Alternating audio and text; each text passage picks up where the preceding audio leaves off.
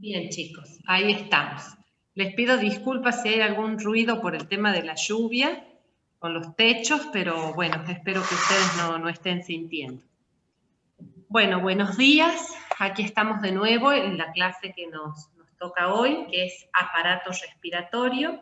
La semana pasada vimos el aparato cardiovascular y hemos visto cómo estos dos aparatos están intrínsecamente vinculados, dado que la circulación menor del aparato cardiovascular precisamente va al aparato respiratorio, a los pulmones, para poder obtener de allí a través del intercambio gaseoso.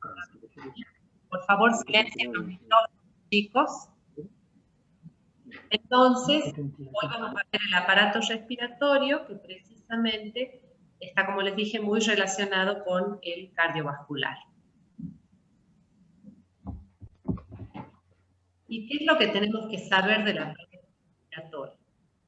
Que para su estudio, el aparato respiratorio se clasifica en dos grandes grupos, lo que denominamos las vías aéreas superiores y las vías aéreas inferiores. Las vías superiores están formadas por la nariz, por la faringe y por la laringe. Pido por favor que silencien los micrófonos, chicos. Mientras que las vías aéreas inferiores van a estar conformadas por la tráquea, los bronquios, los bronquiolos. Y finalmente vamos a tener los dos órganos que tiene el aparato respiratorio, que son los pulmones, uno derecho y uno izquierdo. Entonces recuerden ustedes que para el estudio de la anatomía, el estudio anatómico del aparato respiratorio, vamos a dividir en vías aéreas superiores, en vías aéreas inferiores y en los dos órganos que son los pulmones. Empecemos con las vías aéreas superiores. Lo primero es la nariz. La nariz es una estructura, fíjense ustedes, de forma piramidal, que tiene dos orificios hacia adelante, llamados narinas, y dos orificios hacia atrás, que no se los ve en esta foto, llamados coanas. ¿Sí? Narinas, 2, coanas, 2. Tiene esta estructura piramidal conformada por huesos, fíjense acá estoy señalando los huesos, luego por mucosa en el interior y externamente recubiertos por piel. ¿Cuáles van a ser los huesos? Bueno, los huesos van a ser en esta zona los huesos propios de la nariz. Después voy a tener cartílago, parte del cartílago del tabique nasal y parte del cartílago que forma las fosas nasales, las narinas, ¿sí? Por otro lado, en cuanto al hueso que tenemos en la parte de abajo, van a ser los palatinos, que nos conforman el paladar, y la mucosa interior, ustedes fíjense cómo está toda plegada, eso tiene un nombre especial y es la de meatos. Y esos meatos, esos pliegues se dan porque acá también tenemos otros tres huesitos, que son los cornetes. Los cornetes superior, medio e inferior, que no se los ve en esta imagen, pero estos huesitos hacen que la mucosa se repliegue de esta manera formando los meatos. ¿Y por qué se repliega así la mucosa? Precisamente para que cuando el aire ingrese por las narinas, haga una suerte de torbellino aquí adentro, demore tiempo aquí adentro y se pueda filtrar, humidificar, calentar antes de seguir tu trayecto por el resto de las vías aéreas. Y para eso vamos a tener un epitelio especial. ¿Cómo va a ser el epitelio de las vías aéreas superiores? Va a ser un epitelio, específicamente el de la nariz, un epitelio que se llama respiratorio. ¿Y cómo era el epitelio respiratorio? Ya lo vimos a principio de año cuando vimos epitelios en general. El epitelio respiratorio es un epitelio cilíndrico, ciliado, es decir, que tiene unas prolongaciones digitiformes en su membrana apical, que hace como una escobita para barrer todo polvo o partícula que pudiera ingresar. Entonces un epitelio cilíndrico, ciliado, pseudoestratificado. ¿Por qué pseudoestratificado? Porque tiene los núcleos a distintas alturas, entonces parece como si fuesen varias capas celulares, pero en realidad es una sola, solo que con los núcleos a distintas alturas. Epitelio cilíndrico, ciliado, pseudoestratificado con células caliciformes. ¿Qué quiere decir células caliciformes? Células con forma de cáliz o copa, que son las que van a producir el moco, precisamente para que también las partículas puedan quedar adheridas a ese moco y luego con el estornudo, la expectoración, puedan salir al exterior, esas partículas adheridas al moco, ¿sí? Por ese motivo es que tenemos estos pliegues mucosos llamados meatos, gracias a los cornetes superior, medio e inferior, para que el aire ingrese, demore aquí adentro, y luego se humidifique, se filtre, se purifique, luego pueda pasar al resto de las vías aéreas. Y fíjense acá que tenemos unas imágenes como unos hilitos amarillos, esos son los cilios olfatorios, es decir, arriba del cornete superior vamos a tener células del sistema nervioso, específicamente las más especializadas de todas, que son las células sensoriales, porque aquí vamos a tener el sentido del olfato. Por supuesto que cuando tenemos congestión nasal, este olfato va a estar disminuido, y hoy que estamos con la pandemia del COVID-19 precisamente, este virus lo que hace es amortiguar a estos cilios olfatorios, por eso hay pérdida de olfato. Por supuesto que es una pérdida de olfato transitoria, pero hay pérdida de olfato al fin. Perfecto. Por otro lado, acá tenemos el nervio olfatorio, vemos cómo llega el nervio olfatorio también. Los músculos que voy a tener básicamente son los músculos de la nariz, los que hacen que la nariz se pueda replegar, y después la piel. ¿Cuáles van a ser entonces las funciones de la nariz? Como habíamos dicho, calentar el aire, humidificarlo, filtrarlo, purificarlo, gracias a esa mucosa replegada en los meatos. Por otro lado, como están los cilios olfatorios, las células olfatorias, vamos a tener el sentido del olfato. También modifican las vibraciones de la voz. Ustedes fíjense que también cuando están resfriados o congestionados, la voz se escucha nasal, ¿sí?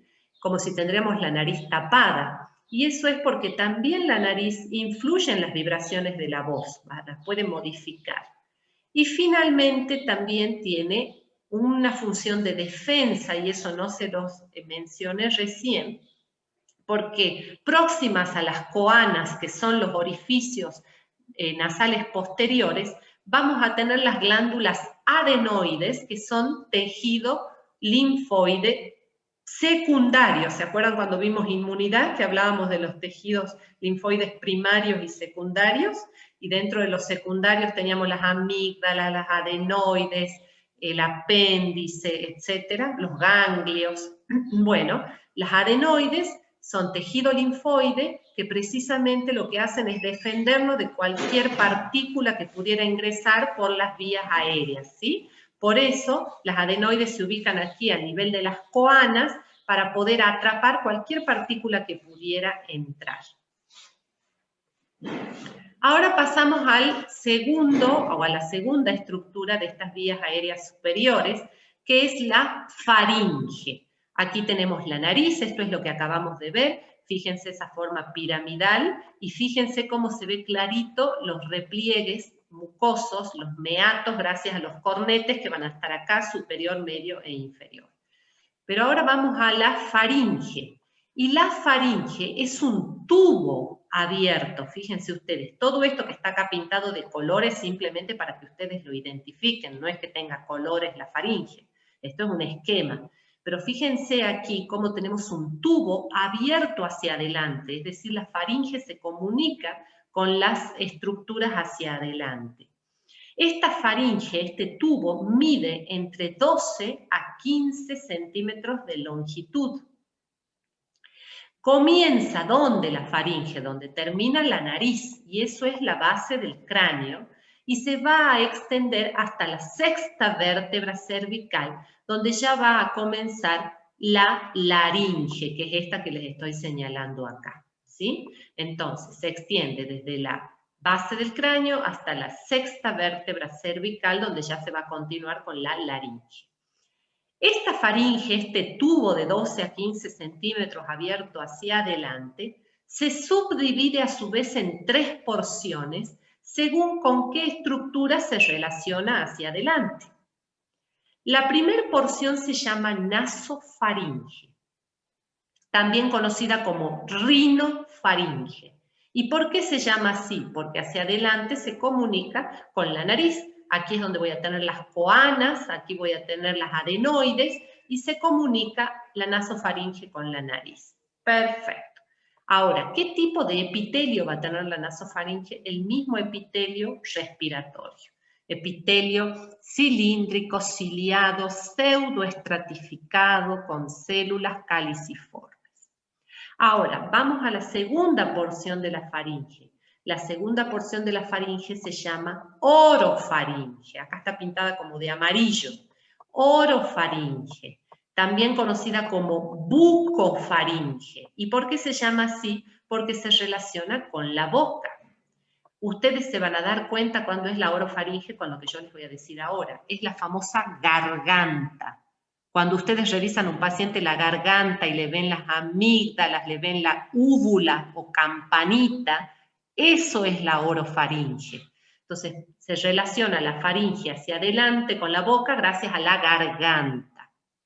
Orofaringe o bucofaringe. ¿Y cómo va a ser el epitelio de la orofaringe? Va a ser epitelio digestivo, es decir, el mismo epitelio de la boca, ya no va a ser el epitelio de la nariz, porque nos estamos relacionando con la boca.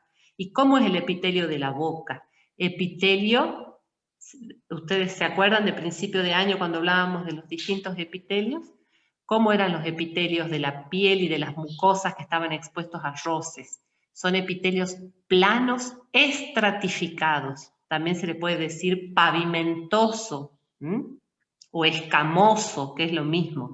Plano, pavimentoso, escamoso, pero son estratificados, es decir, están en varias capas porque están expuestos a inclemencias como en el caso de la boca y la orofaringe, la temperatura de los alimentos, la textura de los alimentos, entonces están permanentemente agredidos esos epitelios, por lo cual son estratificados para ir renovándose. Entonces el epitelio de la orofaringe va a ser un epitelio plano o escamoso o pavimentoso, que es lo mismo, estratificado, pero aquí viene la característica, no queratinizado. A diferencia de la piel, que es el mismo epitelio, pero queratinizado. Tiene esa proteína queratina que nos da la impermeabilidad. La mucosa no la tiene, por eso la mucosa es húmeda. Si no, no podría pasar el alimento, quedaría atorado, ¿sí? Acuérdense que en el organismo todo es sabio. Por algo las estructuras son como son. Entonces, el epitelio de la orofaringe va a ser como el de la boca, epitelio plano o pavimentoso o escamoso, estratificado, no queratinizado. ¿Sí? ¿Y qué voy a tener ahí? Las amígdalas faringes. ¿Sí? Las famosas amígdalas que también tienen que ver con la defensa, ¿sí? Órganos de la inmunidad secundaria. Sigo bajando y ¿qué voy a tener? La hipofaringe o laringofaringe. Es la última porción de la faringe y que está relacionada con la laringe, ¿sí? Entonces, la laringofaringe o hipofaringe va a estar relacionada con la faringe. ¿Y qué epitelio va a tener? El mismo epitelio que tiene la laringe. Comienza siendo plano, como el de la boca, pero después ya pasa a ser también un epitelio respiratorio. Entonces, sigamos pasando. ¿Cuáles van a ser las funciones de la faringe? Es un conducto, acuérdense ustedes, abierto hacia adelante, por donde va a pasar el aire. Eso es un dato importante, chicos, que no les mencioné. El aire puede pasar por la nariz, pero también puede pasar por la boca. Cuando nosotros tenemos congestión nasal, tapada la nariz, ¿por dónde respiramos? Por la boca.